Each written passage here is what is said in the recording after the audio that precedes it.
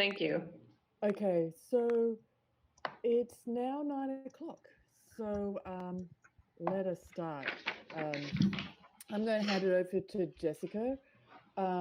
Jessica, I prefer if people introduce themselves. I know it's not fancy, but it's it's far, I think, better for people to hear who you are, but from you.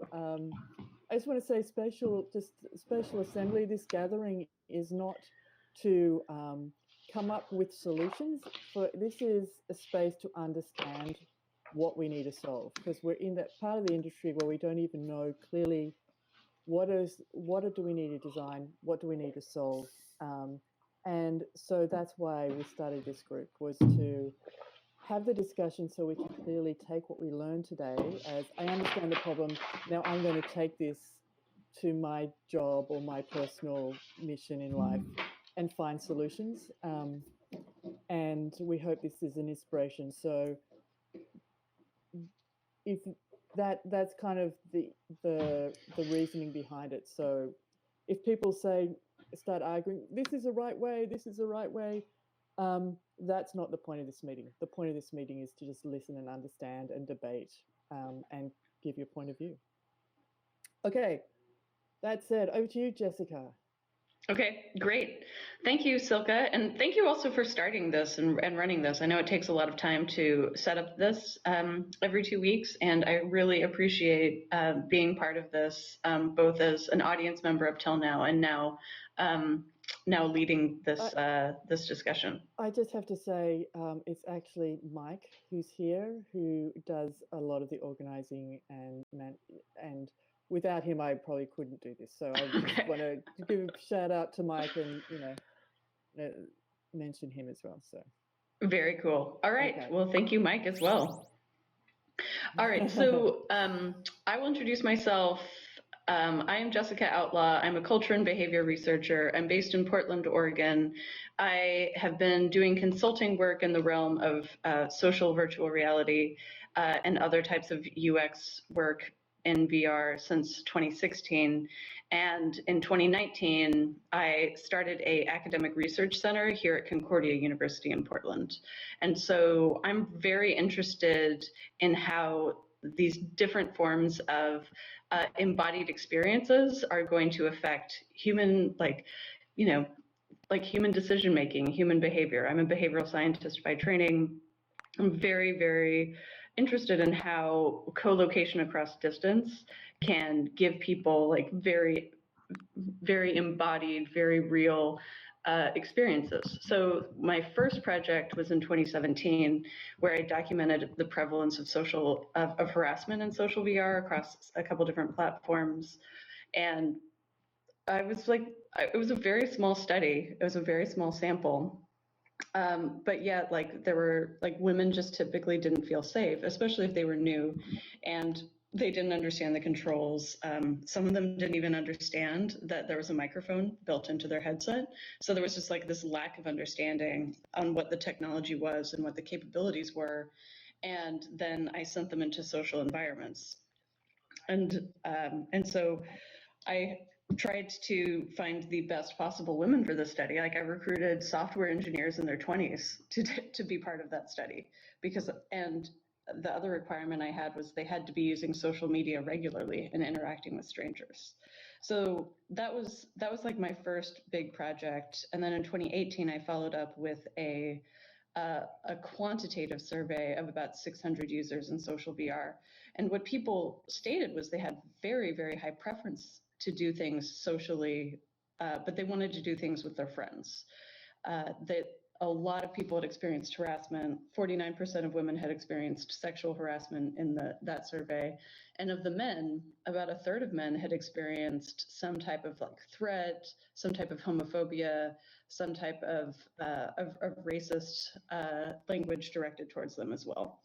So from that, I actually started doing some bystander intervention trainings because, in talking to so many men in the 2018 survey and afterwards, there was just this very, very high level of discomfort with the existing social norms. Because when I asked men about well, tell me about a time if you were ever harassed, men ended up like telling me stories of them witnessing other people being harassed. Like it was so embedded in their psyche, and they were so disturbed by it, and they didn't always know what to do. And so the things that I took away from that conversation were about how people are really working so hard to build amazing technology. They are working hard to try to form good connections with other people. When they see that things are not going well, they really want to do things differently. And then that was a little bit of like the disconnect, because they weren't always sure exactly what to do next. So based on that, I developed this line of work that I'm going to be talking about today. And so this is basically a social science toolkit. So if any anthropologist or any sociologist is going to enter into a new culture, they're going to a new place to study a new group of people who they don't understand, they would look at this, they would basically bring this toolkit with them, and then they would observe the people they were around, and then they would fill in, like through observation, who are the heroes, archetypes, mascots, like every element here on this PDF. And then they would be able to understand, what does this culture value, who is being celebrated, what behaviors are being celebrated, what behaviors are taboo, and how is the community teaching the new members of the community about this. And this is like, I'm a social scientist by training, behavioral social scientist, and I really believe that people in social VR are exactly the same as people everywhere else. And so I believe that all of these like anthropology, sociology tools can be used in creation of online cultures as well. I don't think there needs to be any reinvention of the wheel on this. And so what I'm going to do today is I'm going to talk about this cultural toolkit in the context of like current social culture, and maybe even broad social VR culture, but maybe even more broadly about tech culture and the future of VR. And then I want everyone here to feel empowered on how to change, the culture of social VR. Like, how can they execute what their own vision is for it? And I mean, also like more generally, if you really like internalize this toolkit, you can use this to change the culture of your family. You can change it to, change the culture of your street or your workplace, like any type of culture that you want to change. This is broadly applicable. So the next thing I'm going to do is I'm going to show a short video. It's about 2 minutes long. Before we keep going, I just wanted to check in with everybody. This is really about an open discussion, so feel free to ask questions anytime, like I am right now. I just want to step back a little bit and ask, with the role of social scientists, behavioral scientists, anthropologists, like what role do they play in working with developers, in working with larger companies? Like how does what you do influence the products that we create? How do we work with you, and how do you work with other people? Just, I feel like not everyone will understand that. Yeah. Oh, okay. That is a very, very broad question.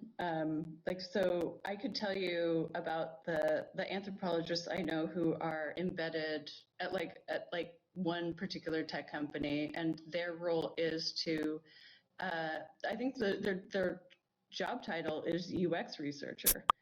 And for the people that I'm thinking of, they study how do people work. So this large tech company is like very focused on one particular market of computers, selling those computers. And to sell those computers, they have to know, like, are people working in an office? Are they becoming gig workers and they no longer have access to an office?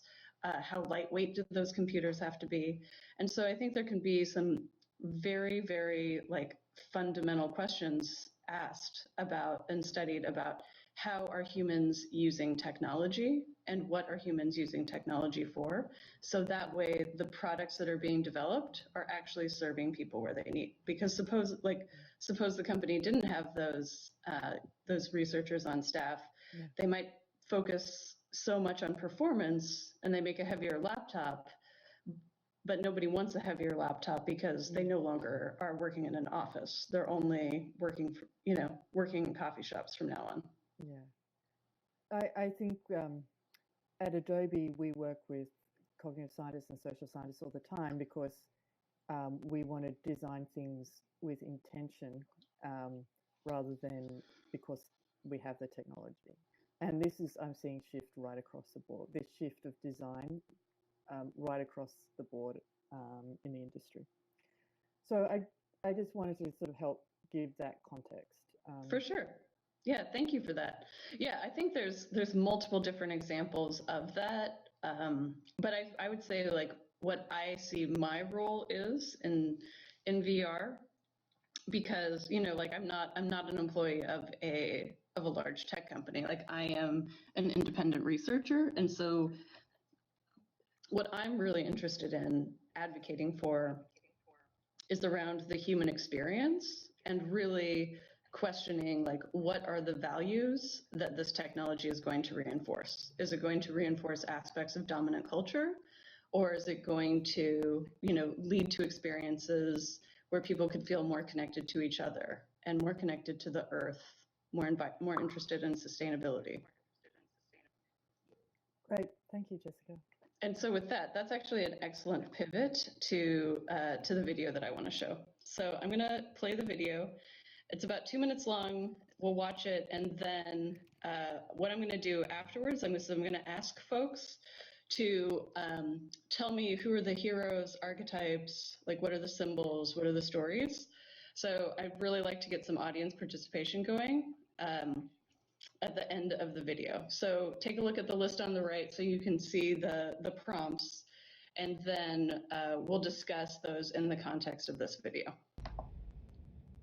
Okay. And there's no sound, which is fine. Okay. Yeah. Move in, everyone.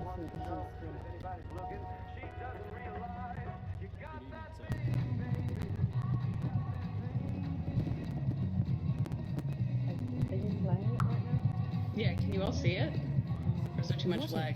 Virtual reality felt less virtual and more real. But nothing's playing. Oh, really? What if you could move freely, choose your own path without I can any see it just restrictions fine. on which direction Yeah, I can see it just fine as well. I can see What the if you could black be with screen, the that's people all. you love for one-of-a-kind moments? Ma'am? Hi. No matter where they are. All right, people are asking for it to be scaled up. I will try to do that. Just like Oh, in yeah. reality. You want me to do that? Oh, yeah, thanks. All right, well, about 1 minute has gone by. We'll do a final minute, and then we'll do a discussion. So anybody who didn't see it, we can... What if your emotions elicited real reactions? We can all regroup.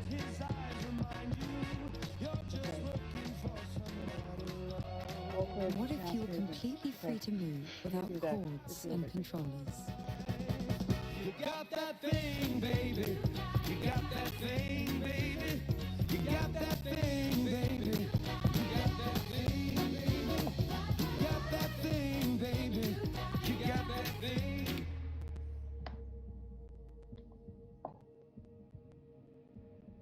What if you could experience every moment in ultra-real high fidelity?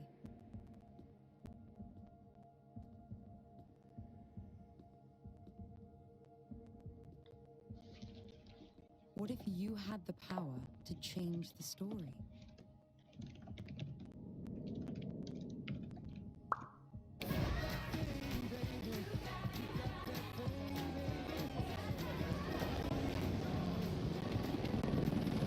You will, with Intel merged reality. All right, so mine froze. Who got to see the helicopter? Who got to see the helicopter come in at the end? Oh, Yeah. I did. Yeah, you. Okay. All right, so let me just move this out of the way. I'm just going to delete it.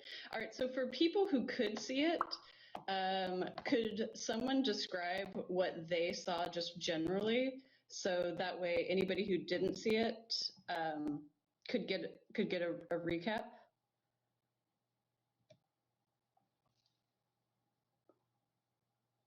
Anyone want to volunteer to do a broad recap before we start going into the symbols and artifacts, etc.? A very Intel-focused look at the future. Okay, so Heineken Heineken commercial. commercial. Ooh, nice comparison. So what I will very briefly recap it. It is a commercial for a VR headset that transports you to this like fantastical Hollywood party where there's fireworks and there's a celebrity singer there and everyone is extremely beautiful and almost everyone is like young and beautiful. There's a few old people. There's no children there. Anytime that it's a white male hero who's like going through and it's his story, and he never has any needs that go unmet. So he's offered drinks and he's greeted like before he could ever like desire anything. He looks at a woman and the woman immediately like responds to him. He's in complete control of this environment. He's able to freeze time. And then he leaves the party by taking a helicopter away. And so that is like the very brief recap if you weren't able to see the entire thing. And I brought that in as an example for us to talk about because that is full of symbols and artifacts and stories and actually also as well jokes. And so I thought that that would be one particular vision that I've seen, not from just one particular company or one particular headset manufacturer or one particular like aspect of tech. I think that this presents us with like a very, very strong depiction of what the future could look like in virtual reality. And I think it's worthwhile for us to discuss it through this cultural toolkit lens. So any questions before we get started and I start asking you all about these elements? I think we're good. Okay. All right, well, I had a lot of coffee this morning, so I hope you all did as well.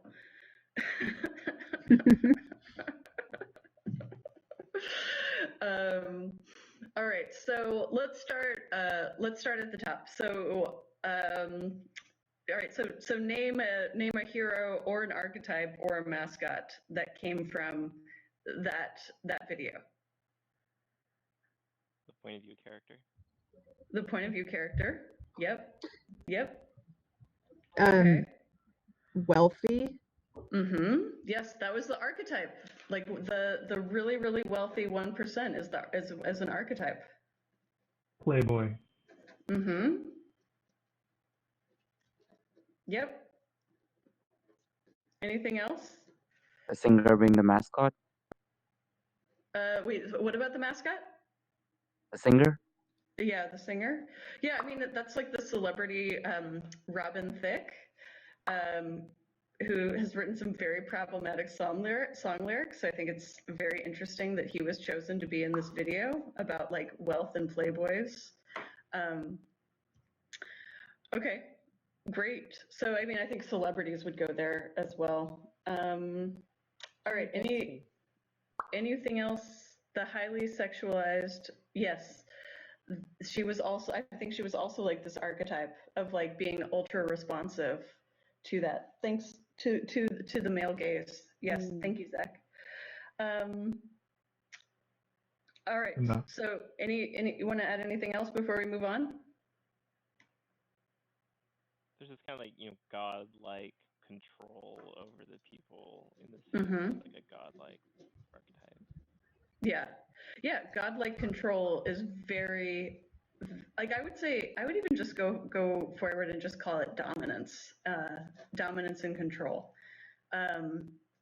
because he's able to change time. Everyone is responsive to him.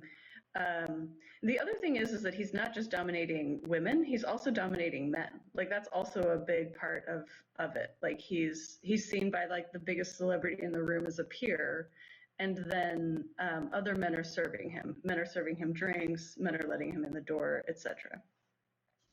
Okay. And is this a hypothetical where he is the only human and everybody else is an NPC? Oh, what a good question. Yeah, I think that's an unknown. I think that could actually go into a story. Who said that question? Who asked that question? Oh, that's me, Gray. Hey, Gray. Yeah, like I think that's really, really unclear because, like the way that I look at that question is, does it even matter if other people are real? Because they're acting in such like programmatic ways that they could be NPCs. And when I think about the future I want to have in social VR, like I want it to be full of connection, and I want it to be like full of like really caring communication between me and people I know, or I want it to be like I have very productive work meetings there where I'm able to collaborate across distance. And so when Gray asks the question of like, well, are they NPCs or not? Like in this type of future of VR, it doesn't matter.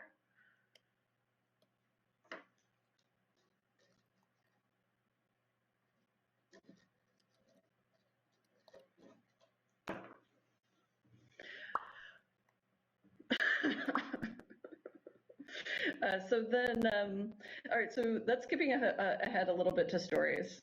Let's move on to the symbols and the artifacts. So symbols represent, what is important in this culture, what are the important properties in this. I think avatars are very important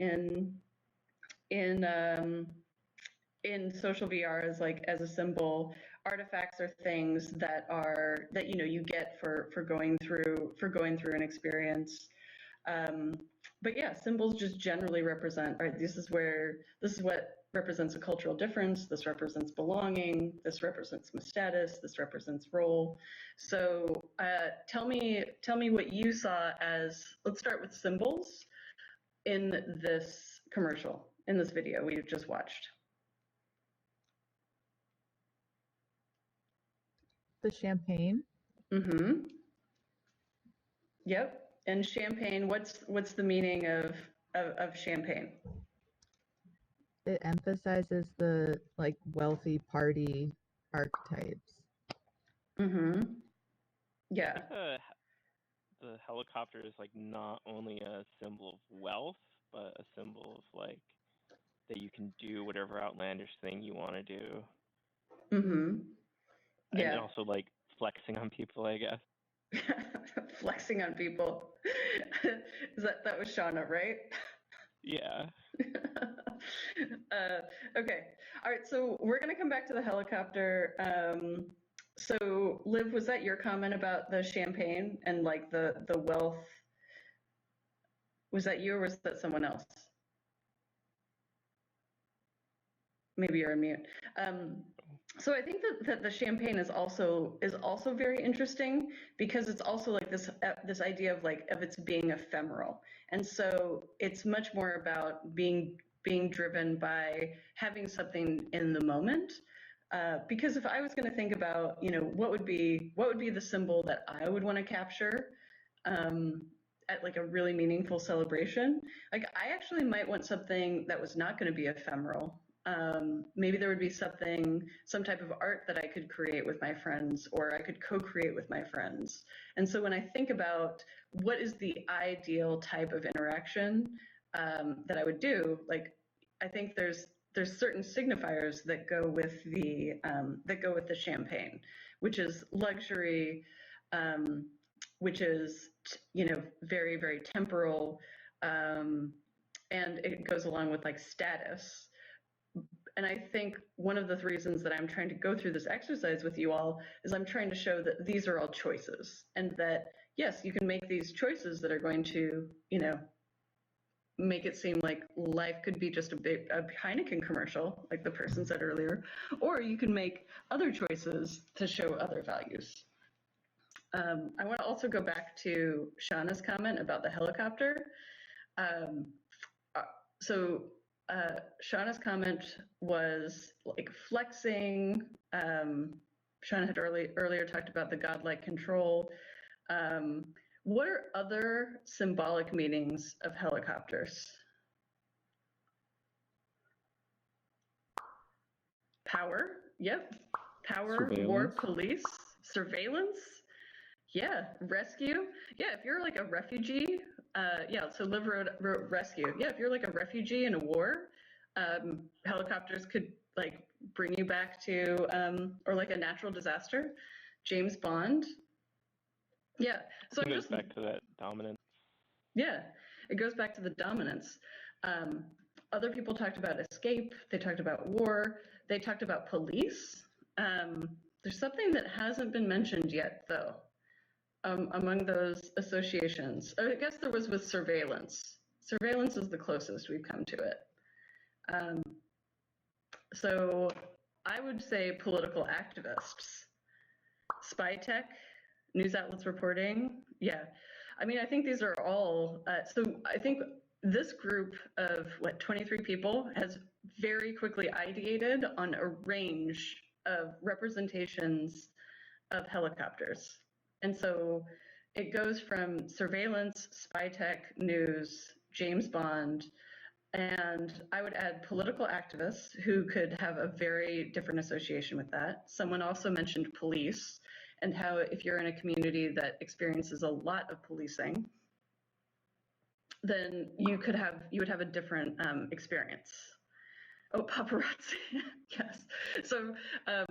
So essentially, like what I'm trying to do is I'm trying to show that in the context of this video, people, I'm going to guess that the creative agency that made this video was going for the godlike control, the power, the flexing, and they didn't stop to ideate on how war refugees or veterans with PTSD or political activists or people who live in communities who experience a lot of policing or surveillance would respond to a helicopter, because it would likely be very different than this commercial that's in a way made for. Yes, I think we'll get to that, Mallard. So I think this is so yes. So it doesn't take that much ideation, or it doesn't take that many people to come up with like the range of symbols there. And so Mallard asked the question, don't all symbols take on various meanings depending on context? And I think that's a fair point. Like, yes, they do. So like Mallard, like question back for you, like what is the vision of social VR that, or just like VR in general, or VR tech culture, or maybe just more broadly tech culture, like what are the signifiers of culture that are going to be there, and to what extent would you value having inclusive symbols?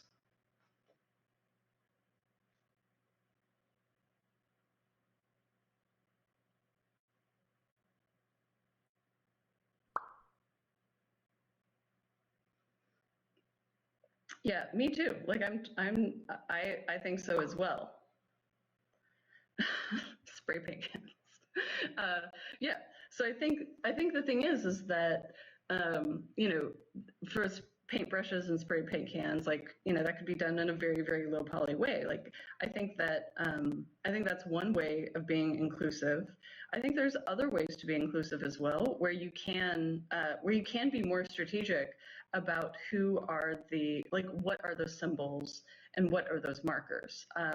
Because I don't think you have to, like, this idea of like leaving the paintbrushes out, like that's one particular way, but I think there's other ways to do it as well, because I think we all probably navigate physical spaces on a day-to-day basis where we know what it's like to feel welcomed, and you know, then sometimes we'll also go to like really fancy restaurants where it feels really exclusive to be there. So I guess cultural awareness and like multicultural symbols are like what creates an inclusive community, right? Yeah, and I think that's one way to go about it. I mean, I can think back. I mean, this is where like if you can go out and talk to who your target consumers are, then that would be another way to identify what is what is something they value. They're pro-mass. Okay. American Dream Fancy. Yeah, fantasy that a lot of people feel is accessible and alienating. Yeah. Oh, hi, Byheart. I will say that the microphone was a good example of an artifact that not only enabled some level of like control over the situation, but I think also like instilled some sense of like true camaraderie with someone else in the environment. I feel like that might be the only instance in this example where that sort of sense was provided. Yeah. Yeah, I think that's I think that's a good point. Are you talking about the microphone as the artifact or the microphone as the point of connection? Do you mind repeating that? Yeah, happy to. I was thinking of the microphone might be the only artifact that was really manipulated at any point, and that provided the ability of the central user to not only have their voice be amplified, but also to provide this sort of sense of camaraderie with the other lead singer. Yeah. Yeah, I was also thinking about language, and numbers are used by all different cultures and understood by everyone, where spoken word is not. But as we're developing the technology to be able to understand even the intent of what we say, then that is also an inclusive technology in that you can speak in any language and somebody else can understand you. In the same way numbers have been, we can now call each other, we can code, there's a lot we can do without having to across cultures. Does that make sense? I'm trying to think of other examples of inclusive technology. Yeah, yeah, and I think that this is another case where we could. I mean, I think we could ideate for the rest of our time together on what feels inclusive and what doesn't. I think that more than anything is that I will also confess that the first time that I watched this video, I didn't associate. I associated the helicopter with James Bond. Oh yeah, good point, Alberto. Yes, and I didn't associate it with police and surveillance until someone else pointed it out to me. And so I think that this is a case where it is really useful to talk to multiple different groups of people, because even even people who are thinking about this a lot, like me, like I don't see everything that other people see. And so this is where I think there's hundreds of resources out there on inclusive design. And there's just, and so I think there's multiple ways to go about this. More than anything, I feel like there's, I get caught up in these conversations in technology with folks where they say like, well, I'm just not sure like how we can change things or what things we can do. And I think on a very basic level, like stop hiring agencies to make commercials full of like champagne and helicopters.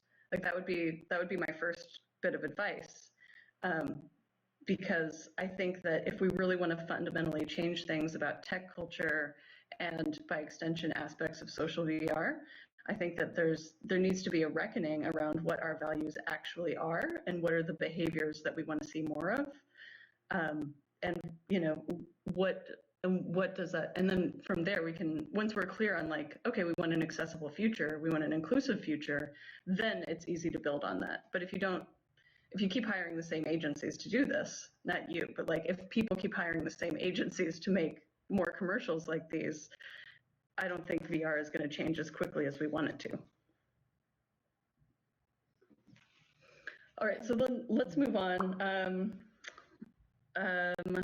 Let's see. So Trevor had brought up a couple different things. Let's wrap up symbols. Trevor had mentioned the car, the like fancy red convertible, the really big house, the swimming pool. I think those are all other symbols. Gray, I think you had talked about the microphone. The other artifact that I would mention would be the headset itself, because at the very end, the wearer pulls off the headset and he looks at it like, whoa.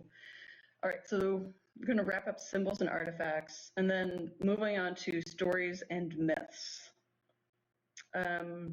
Is there anything else that we haven't?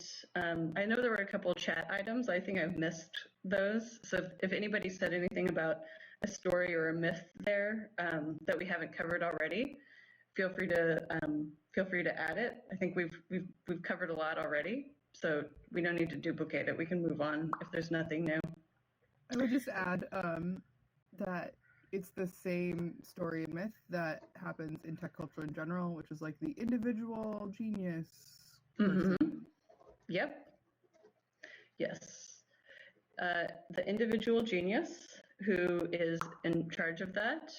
And then Vihart is mentioning, you know, there's the bumbling like waiter who's knocking over and being pushed into the pool, which is another example of like men dominating other men, like freezing time. Wearing different attire. What does wearing different attire mean? Oh, I just meant for the waiter to distinguish that he is of a different class, perhaps, and is in a server position as opposed to just mingling with everyone else. Right, and he's not a peer. Yeah. Okay. Yeah. Saving the wealth symbol of champagne. Yeah. So, and then Zach's adding the myth of some people being more deserving. Yeah. Wealth equals happiness, sex appeal, importance. Yeah, there's a lot of storytelling in here around wealth. I mean, the other like huge story, which I think is going along with what Mallard just brought up, is this whole idea that to be happy in American culture, the narrative is you have to acquire more things, and you have to be able to control those things. And you know, what if there was an alternate narrative where, you know, there was more softness, or there was more connection to people? You know, I think there's just some very specific choices that were made in this. And when this video first circulated around, I think I saw it about a month ago on Twitter for the first time. Like, I think a lot of people were like, "Oh, this is like yucky," but I feel like the reason I wanted to have this discussion with folks is that I think the yucky doesn't really cover it. I think there's some really fundamental things here about assumptions about both like what is the American story, and I think there's also some assumptions here about men, and that men. I think the stereotypes about men that I see in here are actually very harmful. Like, I think there's assumptions about how men are only interested in dominating, and you know, they're just like so interested in like money and sex and power. Yeah, like total Wolf of Wall Street. Yeah. Greg says he wants to see the version from the waiter's perspective. Yeah. Yeah, if anybody has not seen The Wolf of Wall Street, if you just type into, if you just like do a search for Wolf of Wall Street pool scene, yeah, it'll be that. It may remind you of what this is. All right, so let's push forward. I think we covered a lot of ground there.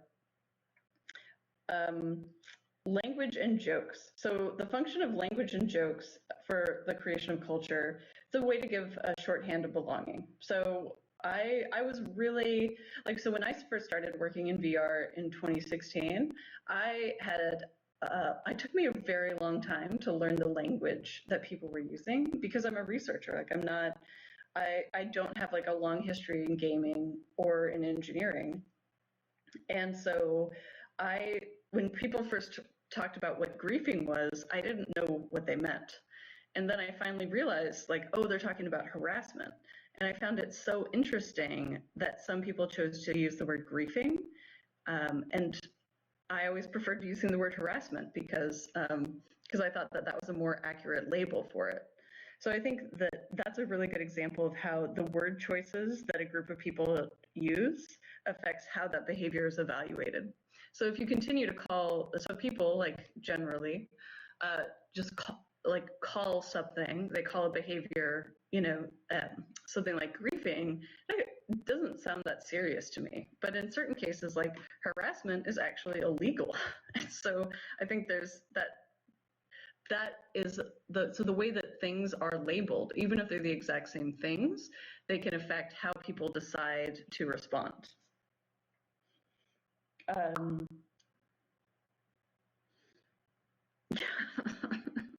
Yeah, good question, Alberto. Yeah, so I mean, I think that pushing the waiter is certainly a type of a joke. It goes to the flexing as well, and it goes to this whole idea of like connection, like not being connected from other people. Yeah, yeah. I mean, I think that jokes are very, very important. I'm very pro joke. I laugh at a lot of jokes. There is like, I think this t-shirt that I saw someone wear last year, and the t-shirt said, "Don't mesh me, bro." I thought it was hilarious, because it's something that you have to be such an insider in this industry to understand, and it made me feel great, like, oh, I'm definitely an insider. Because like still when like people talk about texture compression and all of these things, I still get a little bit of lost. Contributes to online real world. Yes. Yeah. Yeah. Going back to the NPC. Yeah. Yeah, I'm just reading these comments. So I think that word choice affects how behaviors are evaluated, and also what people choose to laugh at or not. So if people choose to laugh when griefing is occurring or when harassment is occurring, like that is probably going to lead to more harassment. But if you're building like these large social cultures, or you're building any type of like group of people, and you want to get more of like certain behaviors, then you can craft language and jokes around those. All right, and then the last thing that we're going to talk about is the celebrations, rituals, and symbolic acts. And so this is where everything else that we've previously talked about the list is reinforced. So in this, there's ceremony could be something where people are, like once a year, having some type of celebration. A ritual could be something that's much more prosaic. So I have a ritual every day where I brush my teeth. So that's a very normal ritual. But there could be other rituals associated with putting on a headset. So rituals can be formal, they could be informal. And then there's also symbolic acts. So for example, the way that Silke started our meeting today, and then the way that she basically then told me to introduce myself, like that by itself could be a symbolic act. Like, so everyone knows that Silke is the main organizer, she's the host, she has a star over her name, and then symbolically she has given me permission to lead this discussion with you all. And so there's all sorts of sacred acts or symbolic acts that are happening all of the time. And they're already happening in social VR outside of our conscious awareness. So this is something that I'm trying to highlight to people. Oh yeah, I mean, let's ask that to the group. So M. Eifler asks, is our standing in a semicircle around you a ritual, a reinstantiation of the physical? What do people think about that?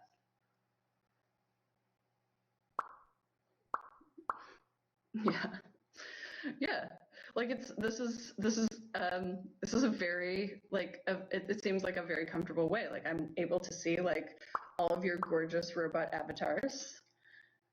Yeah, yeah, and hopefully it's a way for everyone to be able to see me and hear things, and also see the slides.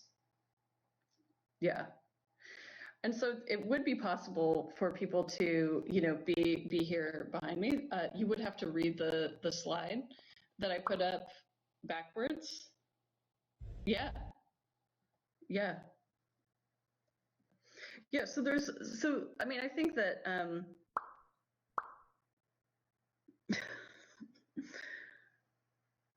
I'm just reading these. Okay, so I think the thing is that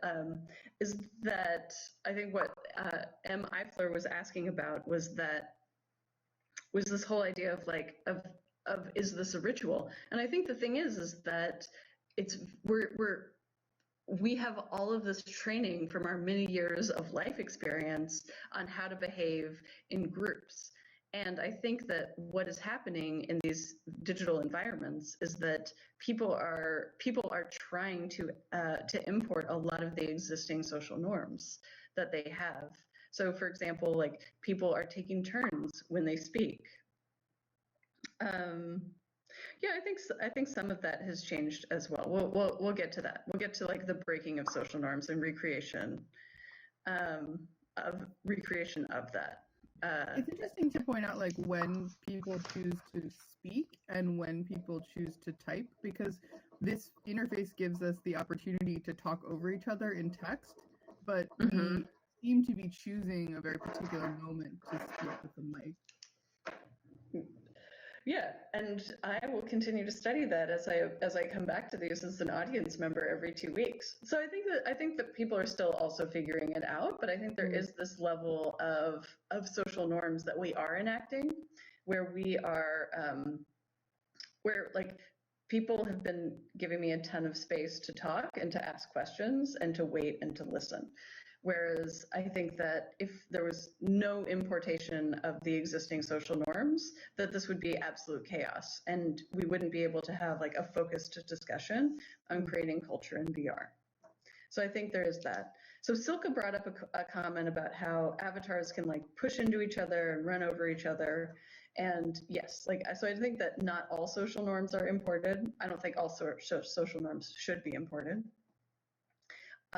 So I think that people are still working it out, and I think that it really has to do with what are the existing physical space where the avatars are, and what are the existing people that are there.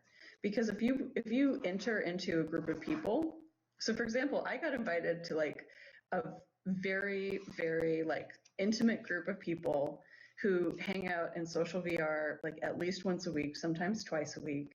And I spent time with them, and I felt like I was going to somebody's house party where it was very, very intimate, and I had really great conversations with people.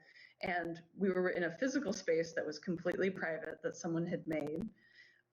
And then I was with like a group of people that knew each other really, really well. And to me, like I had so much fun. Like that is, if anybody has one of those groups, like please invite me because I want to come hang out with you all. So I think it really, really depends. Like, are you in like a highly curated personal space? Like I don't think that'll be that behavior. Or for example, like in hubs, because it's private and anybody has to have the link to be there. Most of the times when I'm in hubs, I'm with like one or two other people, and that's it.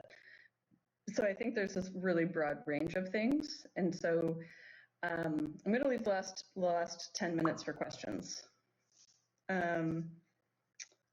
Yes, the individual over the collective. Yeah, we'll come back to that. Hopefully we'll have time.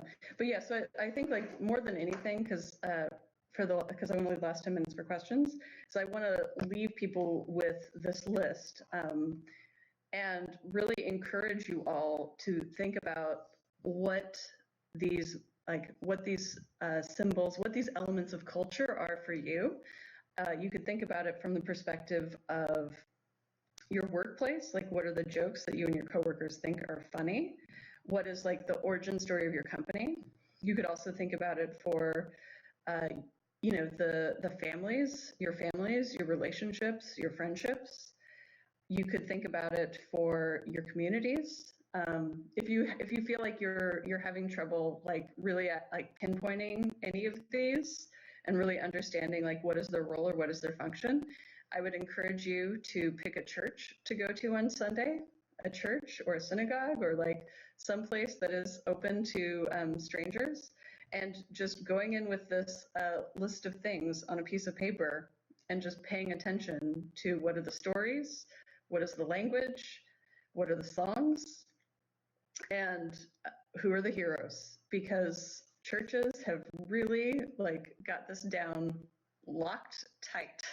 So if you're ever confused about, what's the difference between a symbol and an artifact, go to church for an hour on Sunday and it will become very, very clear. Yeah. And then also you can follow my blog on Medium, where I'm going through all of these in more detail. So with that, I think I just wanted to just validate something that Mallard said at the very end about the video, about how it valorized the individual experience over the collective experience. I also see that like very, very strongly. And like, I would like to say that my vision for the future is that we are much more collectivist, that we are much more connected to each other, to the environment, and to our families, and we're able to like really be able to have like strong relationships and like really great connections across physical distance due to this technology. It's a really nice point. I want to first thank you for like putting this structure together of how to build a culture essentially online, and that your Medium article outlines it really well for everyone who wants to sort of go back as a refresher of today. My question though is to the topic of the conversation: what are some of the social norms that we can think of today, or that you know of that is successful today, that reduces toxic behavior? Mm-hmm. If that, it may be too broad, but it was be like, is there specific things you're seeing people do, or yeah, principles of design, okay, so Greg suggests to type duck. Okay, so thanks for that, Greg. Okay, so Silka's question is,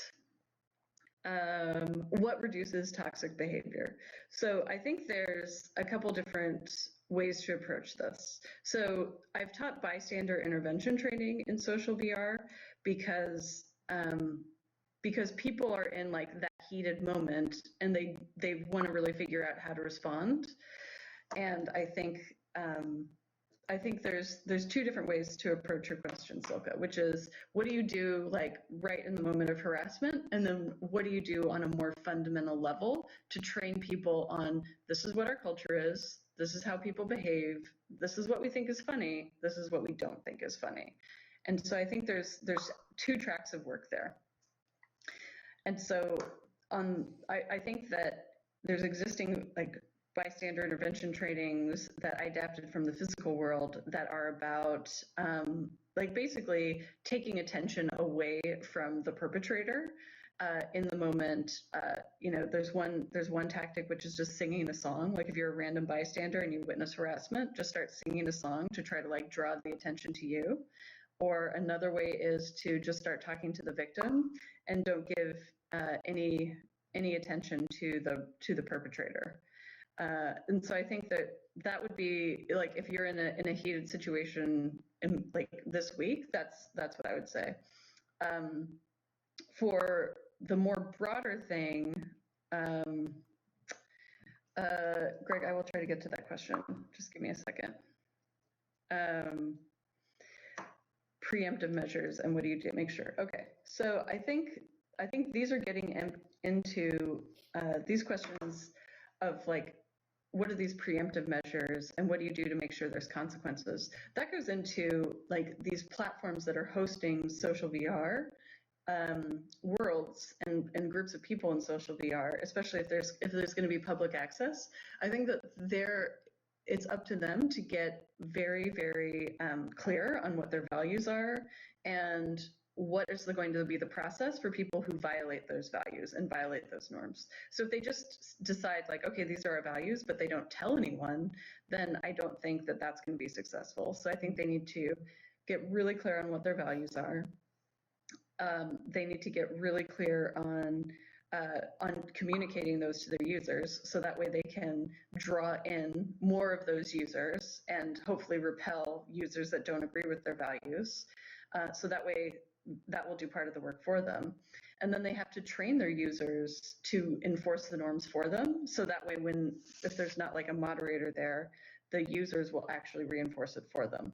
And so I think it could be co-created. I think it could be co-created with the users.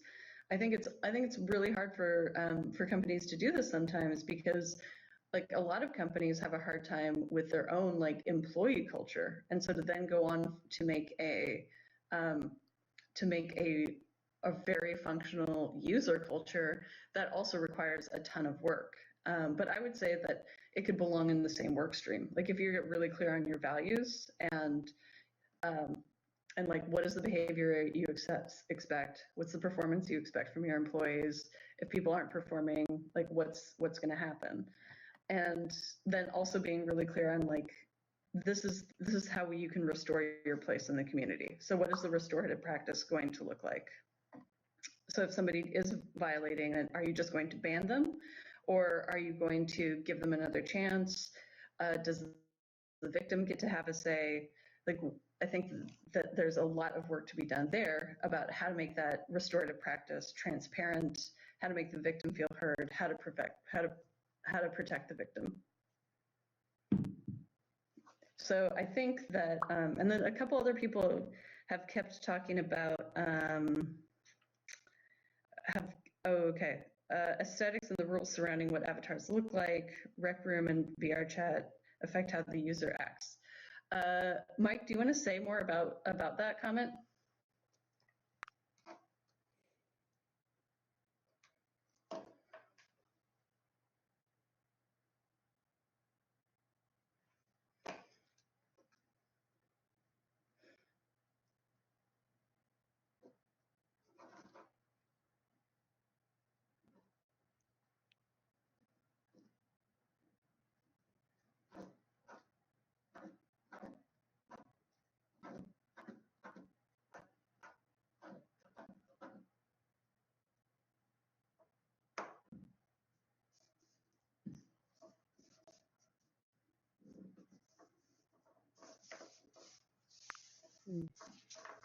Yeah, I think that's. I hear what you're saying about how like the cartooniness could lead to more levity. I think it's also, like a very broad generalization, just based on the time that I've spent in Rec Room and in VR chat.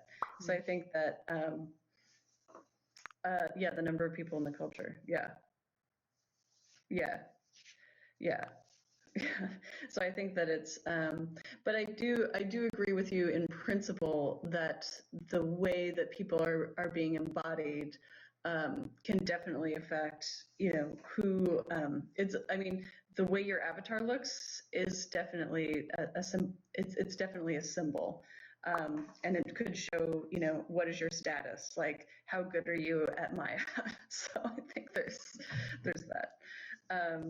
Oh yeah, and then it also makes you recognizable as well.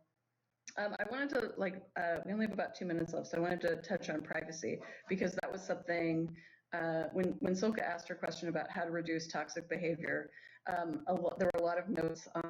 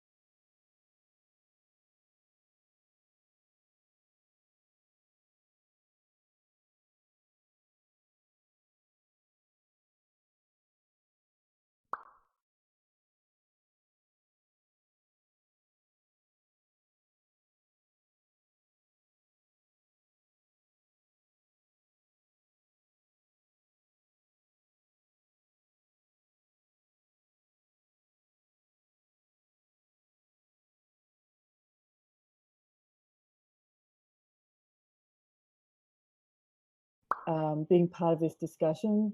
I hope you can join us on Twitter later and sort of say what are the things that your takeaways are, what are you going to take into your next project or whatever.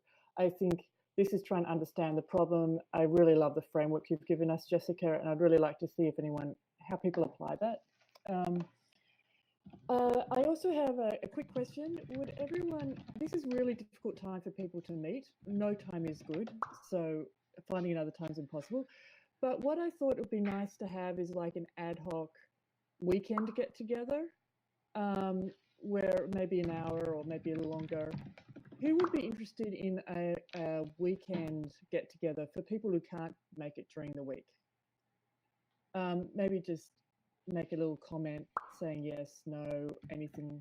Would you like to join on a weekend as well for just try that out? I'm just trying stuff out and who would be interested? Okay, cool. Getting, 5 or 6 people so far. Well, I might try it out. Thank you. Stick around if you like. And thanks again, Jessica. It's been awesome. And all my the pleasure. work you put in preparing this as well. Really My pleasure. Thank you. Yeah, thanks everyone. And yeah, looking forward to future conversations. All right.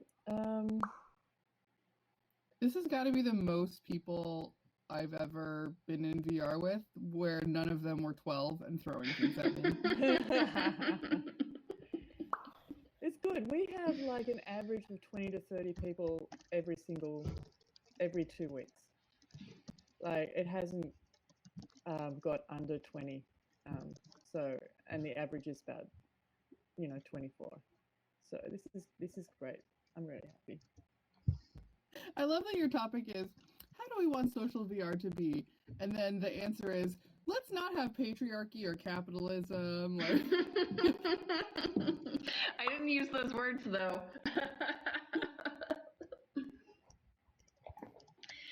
But you know what? Patriarchy hurts men. We might as well just talk about how it hurts men. Yeah, I like that you approached it that way. Yeah. I will say the fact that we can't create objects or that the create is disabled means that there's like inherently some amount of yes. Chaos that's impossible. There's a room settings that now, like last time people were accidentally clicking on things, moving things around, and I turned that off so there wasn't that accidental.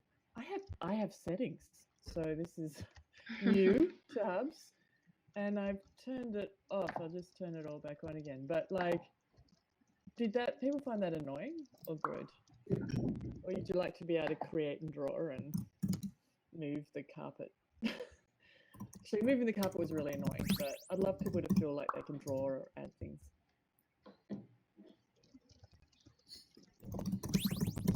Okay. So I'm curious, what are some of the things that comes to mind from this discussion that you might want to talk about later with your peers?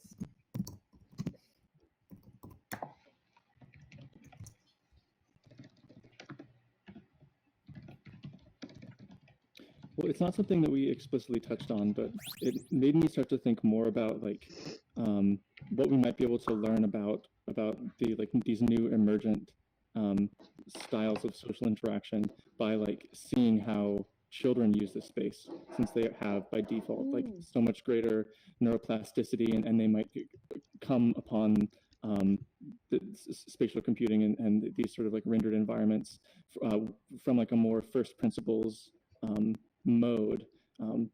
Perhaps that might lead us immediately to something closer to Lord of the Flies. But I think I'm definitely interested to see how people that aren't as encumbered with the sorts of like laws of reality as we know them by decades of experience.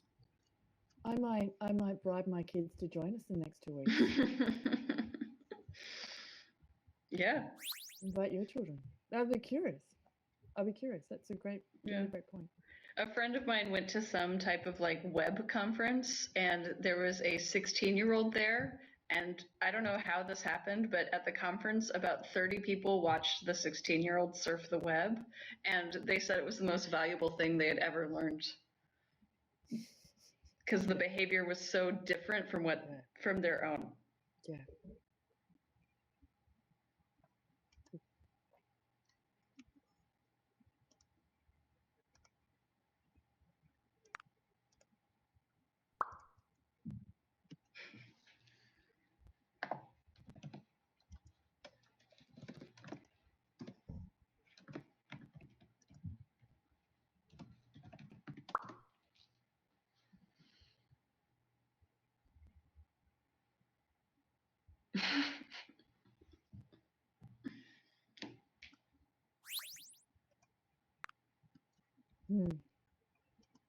Different social norms. Mm-hmm. So I know my kids will be changing their avatars 20 times during this 1 hour, and will have painted their own by the end. How old are your kids? 10 and 11. Yeah. Oh, that's a very, very creative age.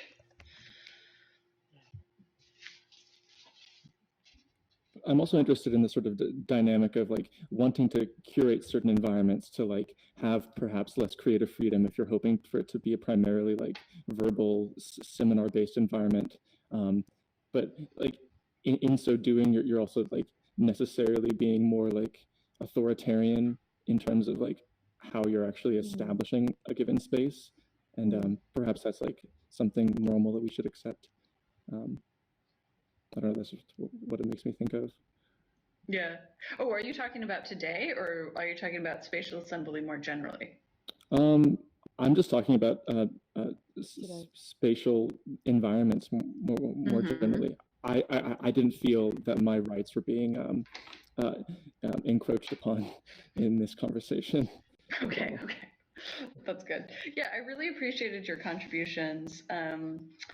That comment you made about the NPCs and how in the video, like, it was just so unclear, was he the only human there?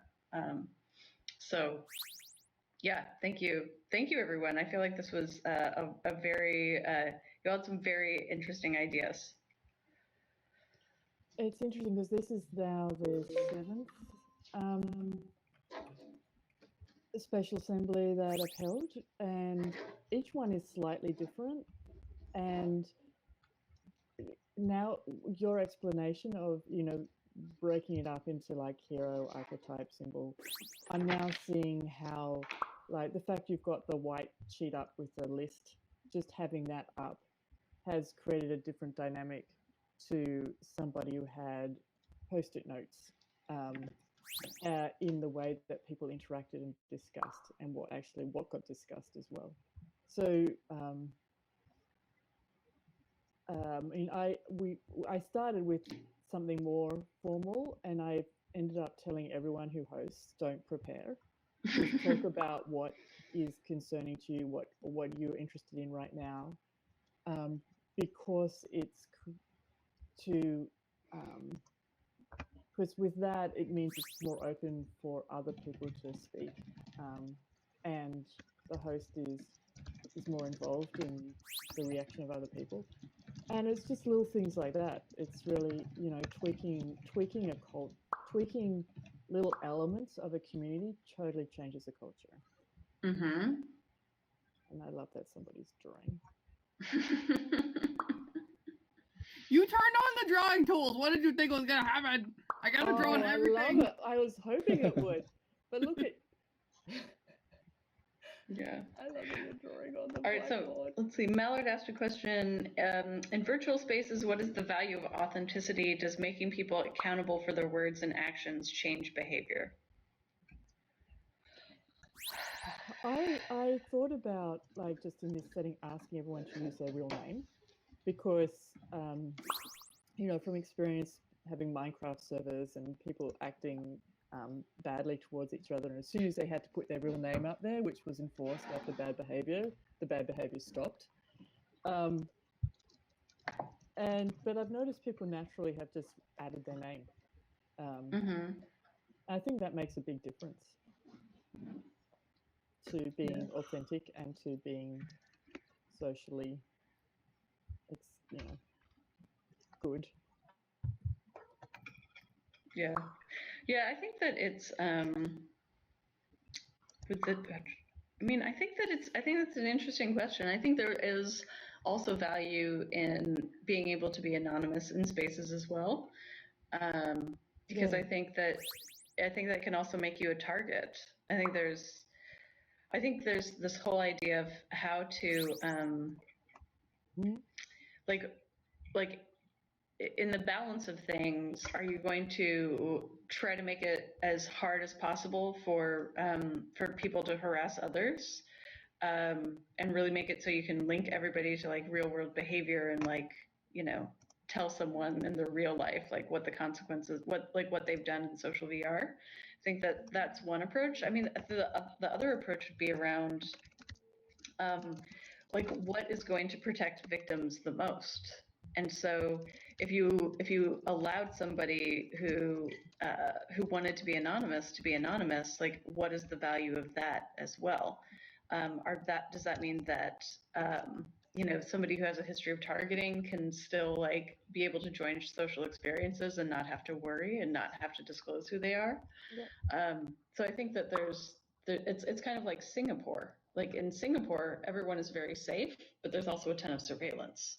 And so I think like if we decide that, you know, we want to be Singapore, like, well, okay, like even that's a choice. Even more so China with their what's it called, the social currency, no, where everybody is on a registry and everybody gets watched, and 20 million people are on there now, but by the end of 2021 everyone in China will be like have their identity put into a registry, and you could be watched at any time, and that's really shocking. But then here in America, there is no one way to secure your identity. There is no one thing that says a record that says, okay, I can validate that this really is you, and so you have people, bad actors, taking advantage of that and stealing identities, and can't be traced or reprimanded or anything because there is no one central authority. And I'm not making not making conclusions. I'm just sort of saying we have no perfect way of protecting Silka, victims. I gave you a hat, or I gave you a wig and tennis shoes. Oh, thank you. I saw your wig go around. I'm so loving this creative freedom outburst. That's great. Okay, so let's see. I know I see a couple other people here who spend a lot of time. I see 16 people still left in the room, and I see some names here that I know spend a lot of time in different social VR platforms. Anybody else want to contribute to Soka's question about how you want to use this info or future topics that you'd want to discuss? Oh, I moved. Because I see a ton of hours. Like I see names, but then I see a ton of hours next to your names because I know how much time you spend in social VR, people. Yeah, I feel like designers have to like really think about the responsibility they have, and I've been taking the perspective of not just designing an experience for people, but designing relationships, such as like what is the relationship of the user to VR, the user to the virtual world, and then what kind of community we are creating based on like a focused perspective on what relationships are, and like redefining relationships in our century by first becoming aware of the conditioning we have of what relationships should be. Yeah. Yeah, like being really explicit about what that value is. Yeah, cool. I've also been really interested in the question of how people become aware of each other in virtual spaces. Having tried both like public VR spaces, but also the controlled, private, intimate spaces. I guess I've been also focusing on virtual events as like a way to bring people together in a semi-controlled way. But yeah, just kind of thinking about that because I think as much as it's so much fun to hang out with people you already know in real life, but then also it's great to meet people you wouldn't have otherwise met. And yeah, I'm just kind of curious about how to foster that more. Yeah. Yeah, I find it that's a really good hard point. to build new relationships online at all, like social media or in VRs. So yeah, if people have feedback about like how that's been successful for them. Can you be more like what aspect of social media? Meeting and creating new relationships. Like people in VR, I find like it's very hard to create anything other than just like a hey, cool room, bye. Yeah. Does anybody want to answer that question? Does anybody have some good experience or insight to share? Yeah, like for example, like if I use like Twitter and Facebook to reach out to someone, I think presence is really important, like having a face-to-face conversation. So I tend to build like relationships based on what I know from the social feeds, and like if I know something about them from their profile. But in VR, since we don't have profile, it's really hard to like get a picture of what kind of person they are. So I've been working on like stuff like adding a profile in social VR spaces and experimenting with it. And I think that's something that should be played out and tried. Yeah. Yeah. And then let's see. Shauna brought up something when I had asked the question about future conversations from people who had a ton of social VR experience. Shauna had brought up moderation, punishment, and rehabilitation as a future topic. Yeah, I think that's a very big topic that that I would also be really interested in being a part of as well.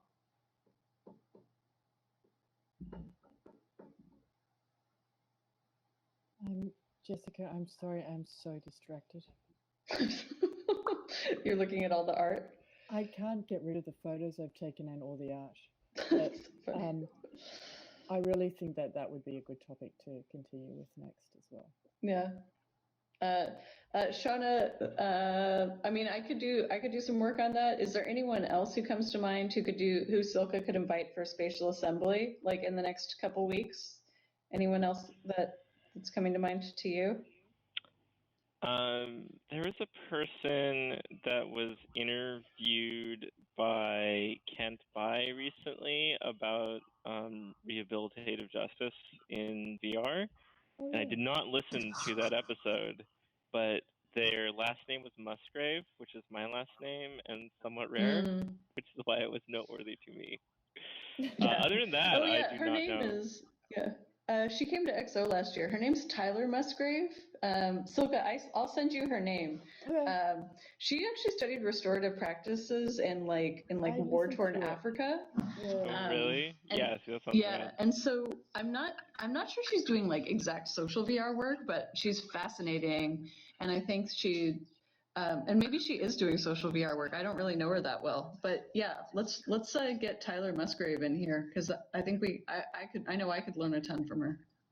I think to do a good talk, you might need people in social VR and people who have experience outside of it. Mm-hmm.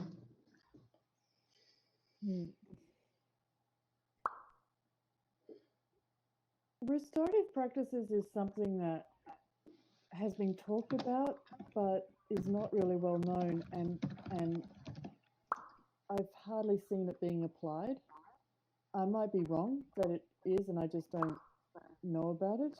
But I mean, it's so important, like not just identifying the harassment or the issues, but how do you actually restore everything back and make people accountable, not make people accountable, but allow people to be accountable and also forgiving, so that you can just keep moving on. Yeah. Yeah. Well, it's about 20 minutes past, so I do need to get ready for my next meeting at 10:30. But I've super appreciated the conversation today, and yeah, Silka, I will send you Tyler Musgrave's Thank you. info, because I think that's a great idea, Shauna. I think she would. I think the thing is that American society is not a restorative society. Like, we are a punishment, like go to prison and go to a private prison society. And so I think Tyler's really pushing a boulder up a hill, and maybe we can help her a little bit. Yeah, that sounds great. And Avi, yeah, he's been talking a lot recently about eye gazing and that the technology around that. That's I totally agree with everything he's written. So that's a issue around building culture and privacy and permissions as well. So he could be part of that discussion. Yeah. All right. Well, thanks everyone. Thanks Silka. Thanks Mike. Yeah. Bye. Thanks so much.